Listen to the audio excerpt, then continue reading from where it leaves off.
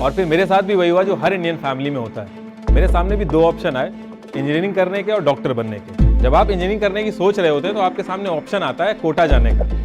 और कोटा में ये होता है जो लोग आईआईटी नहीं कर पाते हैं वो आपको समझाते हैं कि आईआईटी कैसे निकालनी है। और एक ऑप्शन और था मेरे पास जो बहुत ही फेमस ऑप्शन है, जो कि गवर्नमेंट जॉब की तैयारी का, जो कि दिल्ली में मुखर्जी नगर में होती है। कई सारे सपने आप मार के उस इंजीनियरिंग को पूरा करते हैं और फिर लास्ट में जब आपको पता चलता है कि आप अपने सपने मार के किसी और के सपने पूरे करने निकले। मैंने हर तख्ते पे काम किया है, मैंने डूअर लेवल पे भी काम किया है, मैनेजर लेवल पे भी किया है, एज अ वीपी भी काम किया है और इतनी चीज मैंने सीखी है। आप सबको मेरा नमस्ते। और इससे पहले कि मैं अपने बारे में कुछ बताऊं, दुष्यंत कुमार जी की कुछ लाइनें हैं जो मैं आपके साथ शेयर करना चाहूँगा, क्योंकि इन लाइनों का मेरी लाइफ में बहुत ज़्यादा इम्पैक्ट पड़ा है। हंगामा खड़ा करना मकसद नहीं मेरा, सारी कोशिश है ये तस्वीर बदलनी चाहिए। मेरे सीने में ना सही तेरे सीने में सही, आग कहीं भी हो ये आग जलनी चाहिए।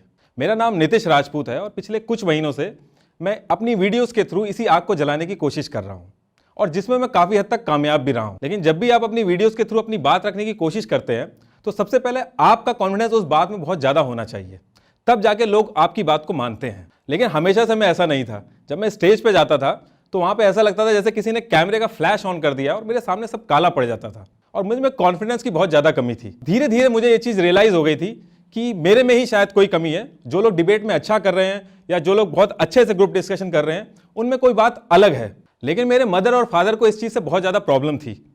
उनके लिए ये चीज़ बहुत इंपॉर्टेंट थी कि मैं कॉन्फिडेंट रहूं।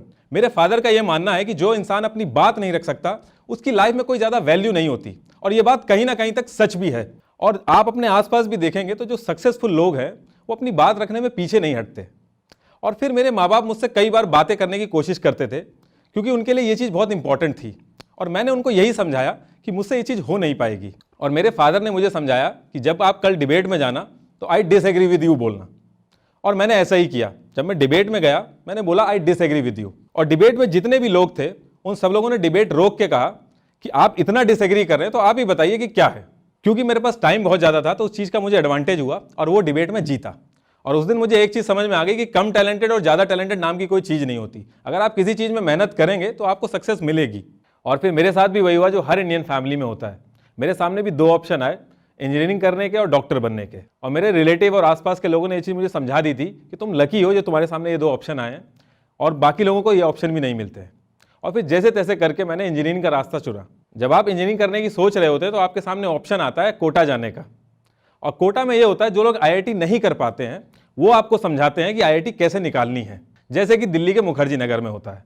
और वो लोग हमेशा 1 या 2 नंबर से पीछे रह गए होते हैं।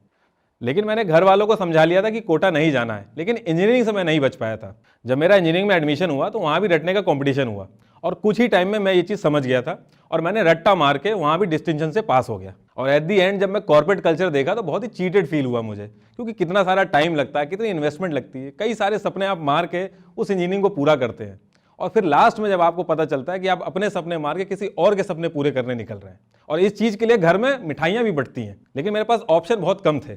या तो घर जाके मैं अपने डैड का बिजनेस संभालूं, लेकिन आप कितने भी अच्छे हों और कितने भी लाखों रुपए अपने घर के उसमें कमा लें, लेकिन आपको पॉकेट मनी ही मिलती है, तो वो लाइफ मुझे जीनी नहीं थी। तो मेरे सामने यही ऑप्शन बचा था। और एक ऑप्शन और था मेरे पास जो बहुत ही फेमस ऑप्शन है, जो कि गवर्नमेंट जॉब की तैयारी का, जो कि दिल्ली में मुखर्जी नगर में होती है। मैंने काफ़ी रिसर्च करी, लोगों से बात करी, लोगों से पूछा कि इसके फ़ायदे और नुकसान बताइए। और लोगों ने बताया कि अगर इसमें आप काम करेंगे, अगर नौकरी लग गई आपकी गवर्नमेंट जॉब में तो आपको निकालेंगे नहीं।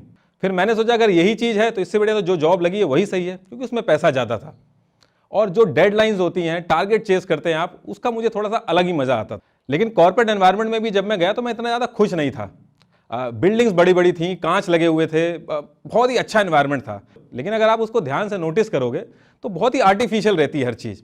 शीशे के ग्लास, बड़ी बड़ी बिल्डिंग, जिस चेयर पे आप बैठे हो वो चेयर भी प्लास्टिक की है, वर्क स्टेशन, जो आपके अगल बगल लोग हैं वो भी सब नकली। आप जिस डेस्क पे बैठे होते हैं वो वर्क स्टेशन हो, वो चेयर हो, जो शूज़ आपने पहने हैं, जो वॉल्स हैं, हर एक चीज़ आर्टिफिशियल। फिर कॉर्पोरेट लाइफ में जब पैसा आना चालू हुआ तो मैं भी उसी ट्रैप में फंसा जिसमें बाकी लोग भी फंसते हैं। वो नए नए आईफोन, कार, घर, ये सारा लेना, तो मैं भी उस सब ट्रैप में फंसा। लेकिन इस पूरे कॉर्पोरेट उसमें मैंने हर तख्ते पे काम किया है। मैंने डूअर लेवल पे भी काम किया है, मैनेजर लेवल पे भी किया है, एज अ वीपी भी काम किया है। और इतनी चीज़ मैंने सीखी है कि जब आप इन सब चीज़ों में फंसते हैं तो उस सैलरी के आप मोहताज हो जाते हैं, और जब आप उस सैलरी के मोहताज हो जाते हैं तो आप वो भी करते हैं जो आपको नहीं करना चाहिए। और ये चीज़ मैंने यहाँ से सीखी थी। फिर मेरे साथ एक चीज़ अच्छी हुई कि मैंने एक बुक पढ़ी, द सीक्रेट ऑफ हैप्पीनेस। उसमें ये बताया है कि एक्चुअल में हैप्पीनेस होती क्या है। आप कार खरीदते हो, घर खरीदते हो, अलग अलग चीज़ें खरीदते हो, लेकिन कार और घर खरीदने के लिए बहुत लंबे टाइम तक मेहनत करनी होती है। और मेरे साथ भी ऐसा ही हुआ, मैंने काफ़ी टाइम तक मेहनत करी और इन सब चीज़ों को खरीदा, लेकिन उनकी जो खुशी होती है वो 1-2 हफ्ते तक टिकती है। और ये नेवर एंडिंग प्रोसेस है। जब आपको कार मिल गई तो आपको कुछ और चाहिए, जब आपको घर मिल गया तो आपको कुछ और चाहिए, फिर उसके लिए आप मेहनत करेंगे। लोग कार खरीदते हैं एक्स्ट्रा टाइम करके ताकि उसी कार से ऑफिस जा सके। तो ये चीज़ मुझे बहुत जल्दी इस बुक को पढ़ने के बाद समझ में आ गई थी। फिर धीरे धीरे मैंने अपने आसपास चीज़ें शुरू करी। आनंद गोप समिति करके एनजीओ है, उसमें पेस्टिसाइड जो होते हैं फूड के अंदर, उसके अंदर ग्राउंड लेवल पे काम किया और अपने आसपास जितनी भी चीज़ें हैं उनकी भी हेल्प करी, क्योंकि इससे पहले मैं सिर्फ और सिर्फ अपने बारे में सोच रहा था। लेकिन जब मैं ये कर रहा था तो बहुत कम लोगों तक रीच हो रही थी, और उसके बाद मैंने डिसाइड करा कि अगर मैं वीडियोस के थ्रू अपनी बात रखूंगा तो बहुत ज़्यादा लोगों तक इंपैक्टफुल होगा। लेकिन मैं मोटिवेशनल वीडियोज़ नहीं बनाना चाहता, क्योंकि मैं उससे खुद कभी कुछ नहीं सीख पाया। 5-6 मिनट तक बड़ा एनर्जेटिक फील होता है, उसके बाद फिर चीज़ें नॉर्मल होने लगती हैं जब आप एक कॉमेडी वीडियोज़ देखते हैं। और यही मेरे साथ भी हुआ। तो मैं वो नहीं करना चाहता था, मैं अपना लाइफ एक्सपीरियंस शेयर करना चाहता था, क्योंकि जो इंसान अपनी लाइफ से सीखता है वो कहीं और से नहीं सीख पाता है। और जब मैंने ये सोशल इश्यूज़ पे वीडियोस बनाने का सोचा था तो मेरा मोटिव यही था कि मैं लोगों को सिर्फ अवेयर करूं, मैंने सोल्यूशन देने की नहीं सोची। जब मैंने सोशल इश्यूज़ पे वीडियोज़ बनाने का सोचा था तो मुझे ये पता था कि इन सारी प्रॉब्लम का सोल्यूशन एक ही है, लोगों में अवेयरनेस। लोगों को चीज़ें पता नहीं रहती थी, और मैं खुद एक्सपर्ट बनने की कोशिश नहीं कर रहा था उन वीडियोज़ में, क्योंकि आज मैं एजुकेशन का एक्सपर्ट बन जाऊं, कल मैं फार्म बिल का एक्सपर्ट बन जाऊं।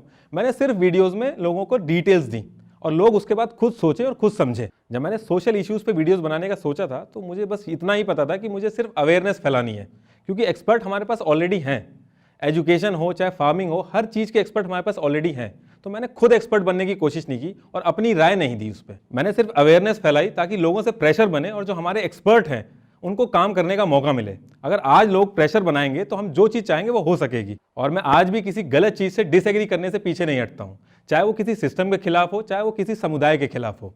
और लास्ट में मैं फिर से वही लाइन बोलूँगा कि सारी कोशिश है ये तस्वीर बदलनी चाहिए। Thank you. इस वीडियो के बारे में अपनी राय नीचे कमेंट सेक्शन में हमें बताएं और अपने दोस्तों के साथ ये वीडियो शेयर करना ना भूलें।